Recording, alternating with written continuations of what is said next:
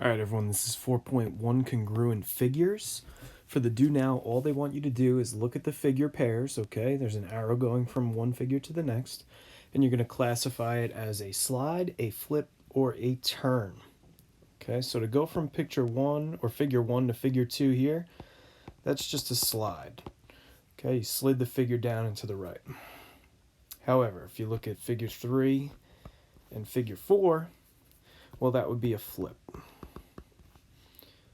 Okay, and if you look at figure 5 and figure 6, we turned this triangle. All right, so a slide, a flip, and a turn. Now, congruent polygons. Okay, congruent polygons are figures that have the same size and shape. All right. Congruent polygons have congruent corresponding parts, which means they have matching sides and angles. Okay. So what they want you to label are your congruent sides. If you notice, we have AB. A is orange and B is blue, okay? And its congruent pair would be EF. Notice you keep the order the same. So let's say AB is congruent to EF. Okay, so that would be the top. Now let's change up the color here. Next we have AD, which would be congruent to EH.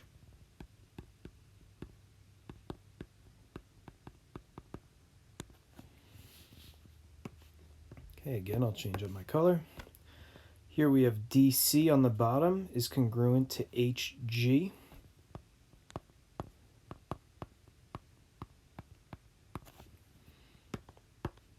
Okay. And last, we would have BC congruent to FG. Now, aside from just the sides, we also have congruent angles. All right, so let's take a look and figure out what our congruent angles would be. We have angle BAD would be congruent to angle FEH.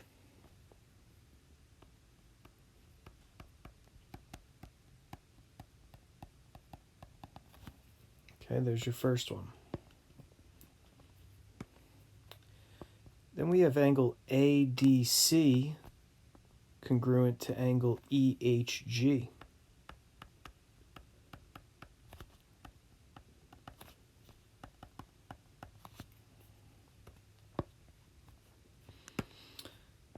Then we have angle DCB congruent to angle HGF.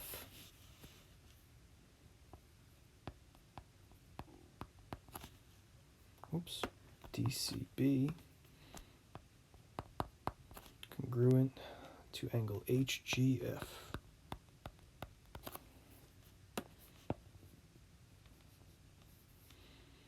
Okay. Last would be angle ABC is congruent to angle EFG.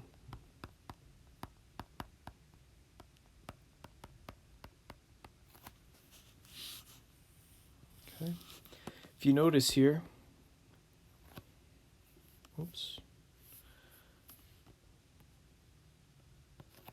the center letter is always the vertex. Okay, center letter is always the vertex. All right, finding congruent parts. If HIJK is congruent to LMNO, what are their corresponding congruent parts? Well, sides. First, we're just going to try and match these up, okay? I matches up with M. H matches up with L. K matches up with O. And J matches up with N. All right, that's going to help us out. So from orange to green, we would have side HK congruent to LO. All right, so HK and LO. From orange to yellow, we have HI congruent to LM.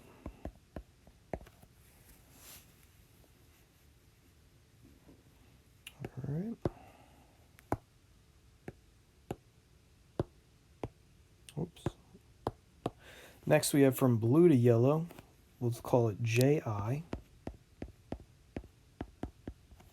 It's congruent to NM.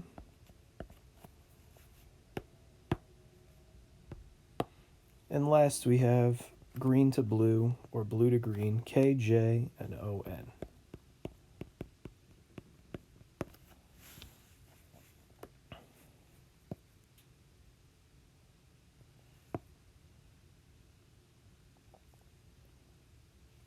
Okay, angles this time. We have angle, and we'll start with the vertex at orange, KHI.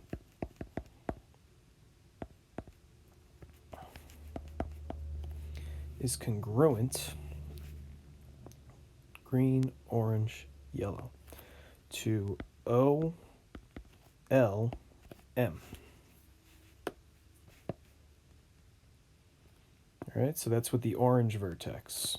Now we'll go to the green vertex, which would be HKJ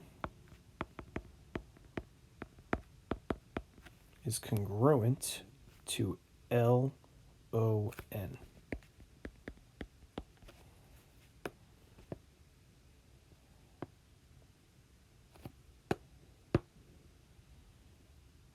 Okay. And we'll do our blue vertex, which is KJI. It's congruent to ONM.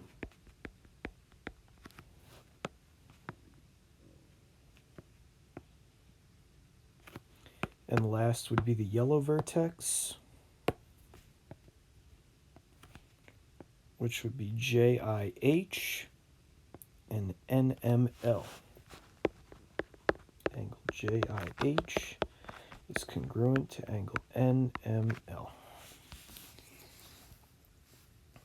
Okay, so really we're just kind of matching up the sides and the angles of both figures. All right. Okay, using congruent parts. Note, your interior angles of a triangle, meaning the angles on the inside, add up to 180 degrees. So it says the wings of an SR-71 Blackbird are congruent. What is the measure of angle A, F, and D? Well, here's angle A, here's angle F, and here's angle D. Okay. Now we're going to learn that these are congruent, right? So it would be best to start out over here because we're given two of the three angles, okay? We need to find angle A. So we're going to say the measure of angle A plus, now 75 and 30 is going to make 105 degrees, which is going to equal 180. I'm going to subtract 105 from both sides, and we get the measure of angle A is equal to 75 degrees. Okay, so I'm going to put in 75 right here. Now, if these angles are congruent, then C should match up with F, and A should match up with D. All right, so the measure of angle D is also going to be equal to 75 degrees. And if you notice, the measure of angle C and F are the same, so the measure of angle F is also going to be 75 degrees.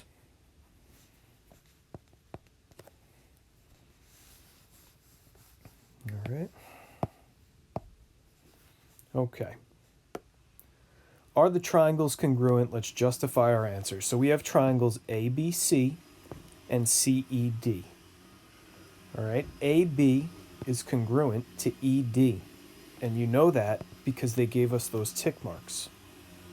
Angle A is congruent to angle E. And you know that because they also gave us these little curve marks here. Angle B is congruent to angle D because, again, double curves, double curves. All right, so all of these are givens because they tell us that in the picture. Okay. Next, they're going to look at BC being congruent to CD. BC is here, which is 4, and CD is here, which is also 4. Okay, and all you're going to write is BC is equal to CD because both of them are equal to 4. Then we have AC being congruent to CE because both of those are labeled as 6 in length. All right, so AC is equal to EC is equal to 6. Now, last, we have angle BCA. BCA, this angle here, is going to be congruent to the angle DCE. And if I were to draw these angles here, what do you notice? This figure should look familiar to us. That's our bow tie. And bow tie angles are congruent because they're known as vertical angles. All right, so ultimately, triangle ABC is congruent to triangle EDC by the definition of congruent triangles. And what is that definition? That they have the same size and shape. They have congruent corresponding parts. All right. The third angle theorem, this is pretty straightforward. We said that all triangles, add up to 180 degrees, right? So the theorem is, if two angles of one triangle are congruent to two angles of another triangle, then the third angles are congruent. So if angle A is congruent to angle D, and angle B is congruent to angle E, then angle C must be congruent to angle F. All right, so let's try and prove this theorem. Given A is congruent to D, which we showed, let me put that back. A is congruent to D, which I've shown with one orange curvature mark, right? And angle ABC and DEF are congruent, and I've shown that with two congruency marks, okay? So angle A is congruent to angle D, angle B is congruent to angle E. That was our given, right? They tell us that right here in the given. The measure of angle A is equal to the measure of angle D, and the measure of angle B is equal to the measure of angle E. Well, that's just the definition of these symbols, which is congruent angles. All right, if I go back, if I add up angle A, B, and C together, remember it's a triangle, they're going to equal 180. Same thing for DEF. So what I wrote out is the measure of angle A plus B plus C equals 180. D plus E plus F also equals 180. That's the definition of your angle sum theorem that we just wrote down. Okay. When we add angles together within a triangle, they add up to 180 degrees. Okay. Since both of these equations equal 180, that means I could set ABC equal to DEF, which is what I wrote here. Okay, so here's ABC, here's DEF, and all I did was set these two equations equal to each other since they both equal 180. Okay, that's just substitution. Okay, now I took angle C and angle F here and I flipped them. So notice we have DEC now and DEF because C and F are interchangeable. That's the substitution property. All right, C is equal to F by subtraction because I would subtract angle D and subtract angle E. And what would happen? D would cancel, E would cancel, D would cancel, E would cancel, right? And we're left with C and F. All right, angle C is congruent to angle F, and that's the definition of congruent angles. All right, these statements, especially for theorems, could be a little difficult to understand. All right, remember, this is me showing you how the theorem works. I don't need you to prove this to me, okay? The statements and reasons we're going to do are proving triangles congruent like this, so they're going to be a little easier. Okay, given LM is congruent to LO. And how do you know that? They show you your little tick mark here, right? So LM is congruent to LO. What else do they tell us? They tell us that MN is congruent to ON. Here's MN with 2 tick marks. Here's ON with 2 tick marks. So MN is congruent to ON. All right, and our reason for both of these is literally right here, the given. Okay. Now, we're going to say LN is congruent to LN, congruent to itself. Well, if I take a look, LN is actually the one side shared by both triangles. Okay. When something is congruent to itself, that's called the reflexive property. I like to put an X on it. The reflexive property of equality or congruence. Okay. Angle M is congruent to angle O. Well, now if you look back at our givens again, angle M is congruent to angle O, and angle MLN is congruent to angle ONL. Right? So we have more givens here. Givens. And notice, here it is, angle M and angle O, and angle MLN and OLN, shown with double tick marks. All right. Angle MNL is congruent to angle OLN. ONL, excuse me. And these are, I'm going to show you right here. MNL is right here, and ONL is right next to it, those 2 tiny ones on the right-hand side.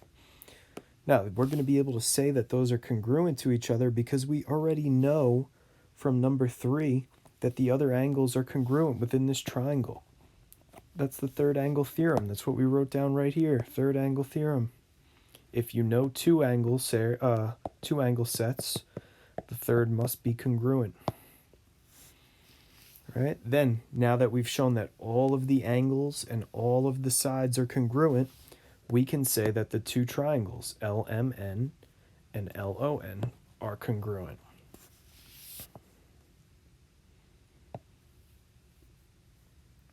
All right, the definition of congruent triangles. Last is your exit slip, okay? Complete the following statements. If you're given 2 triangles, QXR, and it's congruent to NYC, all right, tell me what sides are congruent. What I would suggest is drawing them. QXR, NYC. And what they're asking is, what side is congruent to QX? Well, that must be NY. Okay. What's congruent to angle Y? Well, that's got to be angle X. Okay, and what I suggest is drawing them for each set. All right, so set them up.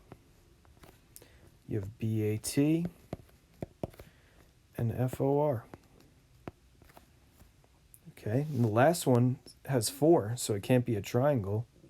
It's got to be something else, 4-sided figure. Okay, it doesn't have to be perfect.